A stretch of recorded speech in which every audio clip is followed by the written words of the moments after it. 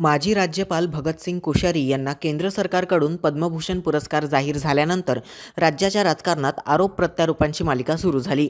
शिवसेना ठाकरे गटाचे खासदार संजय राऊत यांनी सोशल मीडियावरून भाजपवर जोरदार टीका केली। छत्रपती शिवाजी महाराज आणि महात्मा फुले दाम्पत्याचा अपमान करणाऱ्यांचा सन्मान केला जात आहे असा आरोप त्यांनी केला। या टीकेला प्रत्युत्तर देताना भाजपच्या माजी खासदार नवनीत राणा यांनी संजय राऊत यांच्यावर जोरदार पलटवार केला। नवनीत राणा म्हणाल्या, संजय राऊत यांनी आधी तथ्य तपासावीत आणि आपला टेप रेकॉर्डर बंद करावा।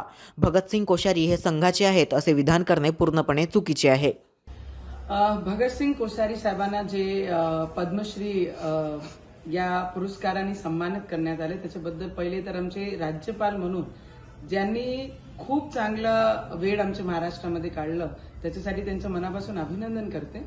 पण संजय राऊत ज्या पद्धतीने बोलतात आहे हे पुरस्कार संविधान अनुसार हे पुरस्कार त्यांना भेटलेला आहे, तर संजय राऊतने थोडासा बकबक करणं कमी करावं आणि जे सन्मान या देशाच्या पातळीवर ज्यांना भेटते त्याचा सन्मान सुद्धा आपण केला पाहिजे। तुम्हाला तर काही भेटणार नाहीये आणि तुम्ही त्या लायकीचेही नाहीये आणि तुम्ही कोश्यारी साहेबांबद्दल बोलता, ते संघाचे कार्यकर्ता देशाप्रती काम करत होते, त्यांचं डेडिकेशन त्यांचं योगदान या देशाप्रती आणि प्रत्येक ठिकाणी जिथे जिथे त्यांनी काम केलं ते योग्य आहे म्हणून आमच्या देशाचे हा पुरस्कार त्यांना भेटलेला आहे। तर मला वाटतं संजय राऊतने आपली बकबक थोडीशी बंद करून द्यावं।